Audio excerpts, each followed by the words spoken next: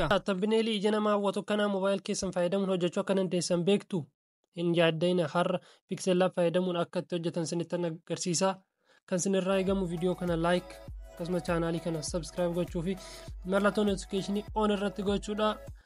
Egaa step by step dhaan waan isinitti agarsiisuuf nagaan na caqasaatii na ilaalaa isin jedha. Hanga qophii koo xumuraatti na waliin turtii godha. Egaa jalqabumaan aappii Pixel Labidhaaf banatanii yookaan hin qabaatee description jala link isaati isiniin kaa'aa Play Store irraa buufachuu dandeessu jechuudha.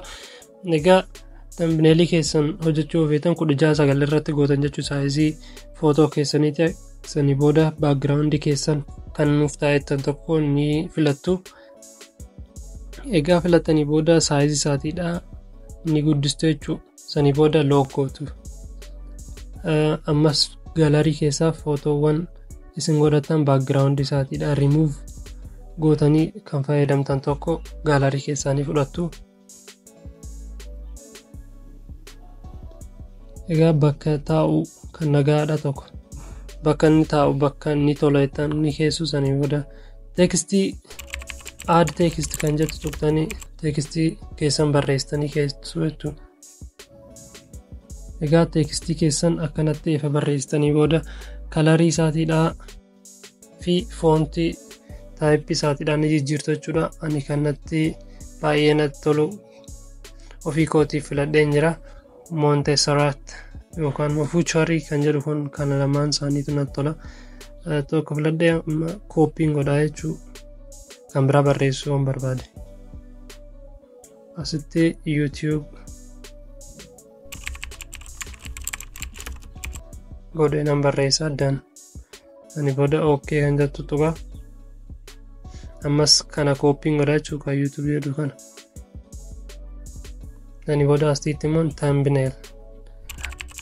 Ani kan isinitti agarsiisaa jiru kun kan gubbaa thumbnailii kootirra jiru waan ta'eef isin immoo kan isiniif ta'u ni barreessu jechuudha. Saayizii isaatiidha guddisee kanatti. Sanii booda ammas like this jedhee barreesse. Sanuma koppii godhee jechuudha ni xiqqeessa. Kanatti bakka godheenan kaafee jechuudha. Amma immoo kalarii isaatiidhaati kan hin jijjiiruu fi kalarii natti tolu keessaa kan yellow kun natti tola.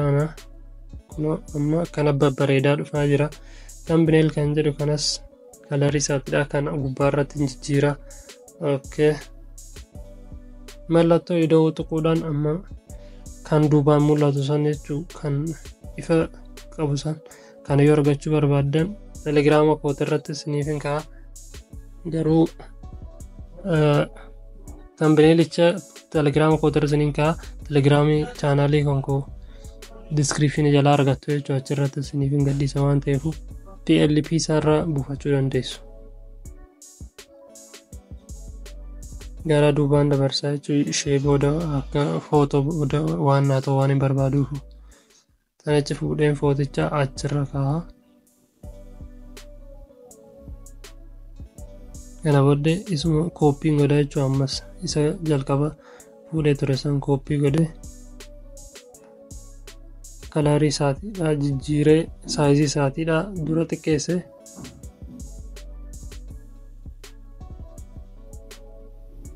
Ifa akkana xiqqaateedha waan nagoof.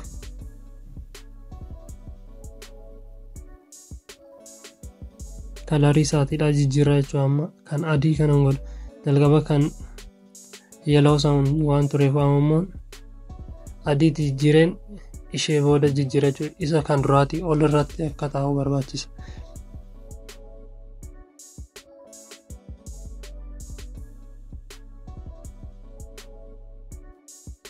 Tekstiin waan mul'achaa hin jirreefu stroke kan jettu tuqeetinan gurraacha gubbaarra dabala jechuudha. Width isaatiidha 4 yookaan 3 irratti yoo gootan bareeda. Kan thumbnail jedhus akkasumatti strookicha ittiin dabalaa jechuudha. Kuma isa gubbaadha 4 goone sanichi gurraachatti goona jechuudha. Kun kan ani jaaradha waan ta'eef isin immoo kan mataa keessanii gochuu dandeessu. Saayizii isaatiidha guddisanii akka feetanitti tolchuu dandeessu jechuudha.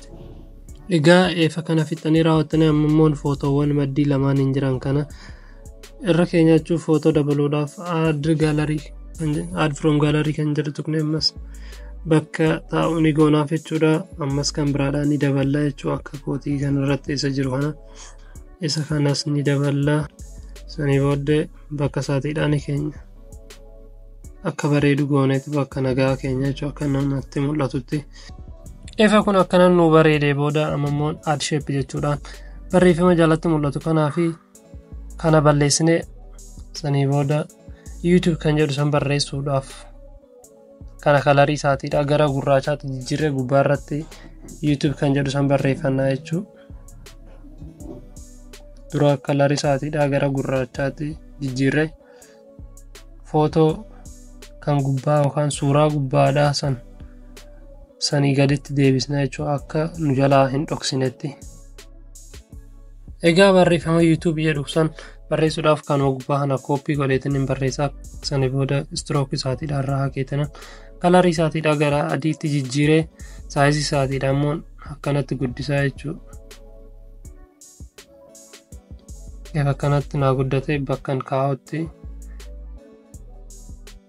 bakkan kaa'u filadheetiin inni kaa'aa jechuudha.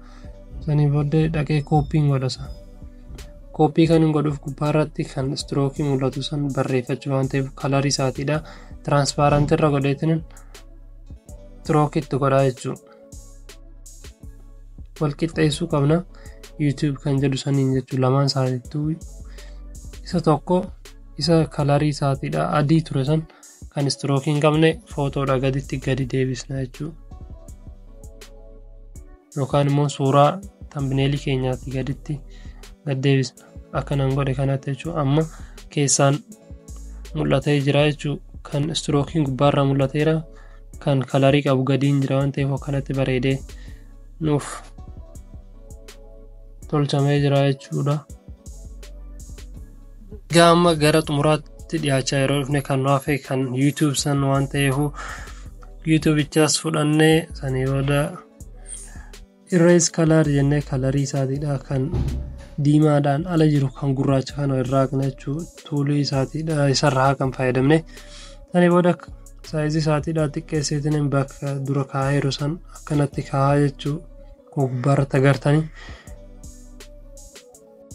Egaa riizaaltiin tambineelii keenyaadha kana fakkaataa ekspoorti gochuudhaaf kan siimii fakkaatu kana tuqneetti altaraarra keenye seeftuu galaarii jennaa jechuudha. Egaa viidiyoon haaraa isinii qabadee dhufe kana fakkaatu ture waan isin hin galle koomentirra na barreessaa akkasumas immoo viidiyoo kana laayik godhaa chaanalichas sabskiraayib godhaadhaan namoota beektaniif sheer gochuu keessan hin irraanfatinaa isiniin jedha. Egaa viidiyoo biraatiin wal agarruutti nagaatti naaf turaa.